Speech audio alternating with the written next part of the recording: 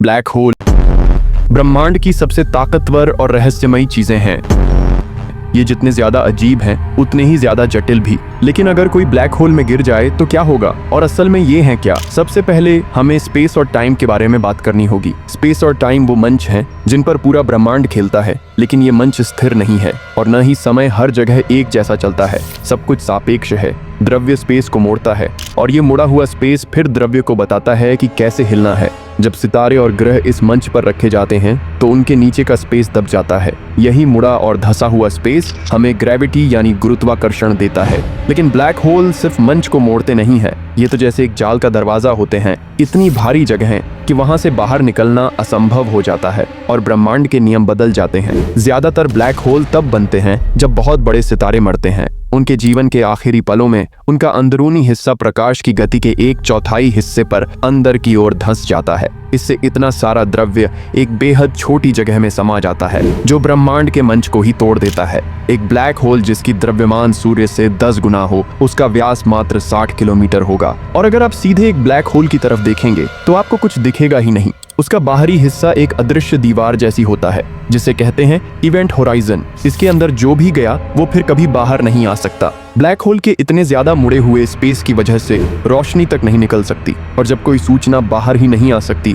तो हम अंदर की चीजें कभी जान ही नहीं सकते। लेकिन हम ब्लैक होल को देख सकते हैं। उनके आसपास की चीजों के असर से जैसे ग्रह सूरज की परिक्रमा करते हैं, वैसे ही चीजें ब्लैक होल की भी परिक्रमा करती हैं। ब्लैक होल के आसपास अक्सर गैस और धूल की डिस्क होती है जो बहुत तेज गति से घूमती है। घर्षण और टकराव की वजह से ये गैस अरबों डिग्री तक गर्म हो जाती है, जिससे ब्लैक होल का इलाका उल्टा बहुत चमकदार बन जाता है। लेकिन अगर कोई ब्लैक होल के पास चला जाए या अंदर गिर जाए तो क्या होगा? आपको ब्रह्मांड का सबसे अजीब मिरर हाउस दिखेगा। ब्लैक होल के पास ग्रेविटी इतनी मजबूत होती है कि रोशनी तक उसकी परिक्रमा कर सकती है। अगर आप इवेंट होराइजन के ठीक बाहर फोटॉन स्फीयर पर होंगे तो हर दिशा में खुद को ही देखेंगे। सामने आपको अपने ही सिर का पिछला हिस्सा दिखेगा, क्योंकि पीठ से निकली रोशनी ब्लैक होल के चारों ओर घूमकर आपकी आंखों तक पहुंचेगी। ग्रेविटी सिर्फ स्पेस को नहीं, टाइम को भी मोड़ देती है। जितनी ज्यादा ग्रेविटी उतना ही धीमा समय। आपको लगेगा जैसे ब्रह्मांड ऊपर बहुत तेज चल रहा है और जो लोग आपसे दूर हैं उन्हें आप स्लो मोशन में दिखेंगे। अगर आप ब्लैक होल से बच निकलें तो हो सकता है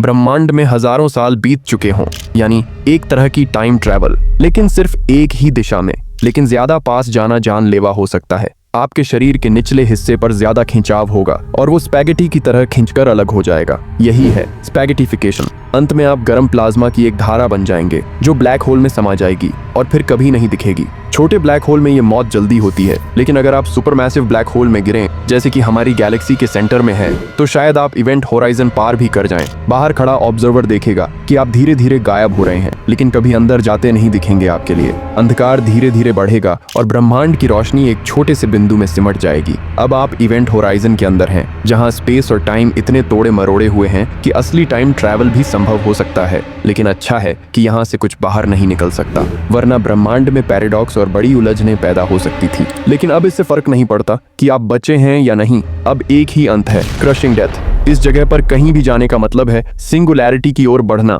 जो भी आप करेंगे आप तेजी से उसी ओर खींचते जाएंगे। सिंगुलैरिटी ब्लैक होल के केंद्र में होती है, एक ऐसा बिंदु जिसमें सारी चीजें समा जाती हैं। अनंत घनत्व में वहां किसी चीज की पहचान या इतिहास नहीं बचता। इसलिए हर ब्लैक होल में सिर्फ 3 ही चीजें मायने रखती हैं, द्रव्यमान, स्पिन और इलेक्ट्रिक चार्ज। बाकी सब कुछ गायब। इसलिए हर ब्लैक होल किसी बुनियादी कण जैसा होता है, जैसे सभी इलेक्ट्रॉन एक जैसे होते हैं। लेकिन सच्चाई इससे ज्यादा अजीब है, क्योंकि ये सारी बातें थ्योरी में हैं। हमारे पास जो थ्योरी है जनरल रिलेटिविटी, वो इन चीजों को पूरी तरह समझा नहीं पाती।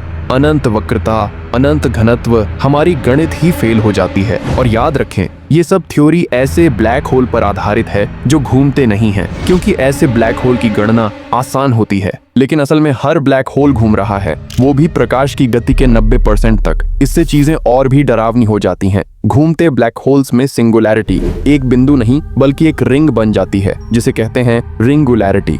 और इस स्पिन की वजह से स्पेस टाइम खुद भी घूमता है। इस एरिया को कहते हैं एर्गोस्फीयर, जहां रुकना नामुमकिन है। आप चाहें या ना चाहें, आप उसमें घूमते रहेंगे। अब सवाल उठता है, इतने समय बाद क्या होगा जब ब्रह्मांड बूढ़ा हो जाएगा? यहाँ आता है हॉकिंग रेडिएशन। क्वांटम थ्योरी कहती है कि ब्रह्मांड के हर कोने में खाली स्पेस भी उबल रहा है। कण और प्रतिकण बनते और नष्ट होते रहते हैं। अगर ये इवेंट होराइजन के पास हो तो एक कण अंदर चला जाता है और दूसरा बाहर रह जाता है। बाहर वाला हॉकिंग रेडिएशन कहलाता है। ये नया कण ब्लैक होल से द्रव्यमान चुरा रहा होता है, धीरे धीरे ब्लैक होल से कुड़ता है और अंत में फट जाता है जैसे एक न्यूक्लियर बम। लेकिन ये बहुत लंबी प्रक्रिया है। हमारे सूर्य जितने ब्लैक होल को बस 0.0000001% द्रव्यमान खोने में 10 को 67 बार मल्टीप्लाई करने जितना साल लगेंगे। और सुपरमैसिव ब्लैक होल, उनका जीवन काल है 10 को 100 बार मल्टीप्लाई करने जितना बराबर है। इसका मतलब आप समझिए, अगर हर 10 अरब साल में ब्रह्मांड के हर कण जितनी रेत का एक दाना नीचे गिरे तब भी वो घड़ी 1% भी पूरी नहीं होगी। क्या हम कभी ब्लैक होल को पूरी तरह समझ पाएंगे? शायद नहीं, लेकिन ये ठीक है क्योंकि अभी बहुत कुछ जानना बाकी है। और यही तो वजह है कि इंसान विज्ञान की खोज करता है। आखिर में हम इतना जरूर कह सकते हैं, हमारे पास सोचने के लिए अभी बहुत वक्त है, इससे पहले कि आखिरी ब्लैक होल भी पिघल जाए। यदि हमारे द्वारा दी गई जानकारी आपको और लोगों से 1% भी अलग किया हो तो वीडियो को लाइक करके अपने फैमिली और दोस्तों में शेयर जरूर करिए। और ऐसे ही उलझे हुए रहस्य को जानने के लिए हमारे चैनल को सब्सक्राइब करना ना भूलिएगा।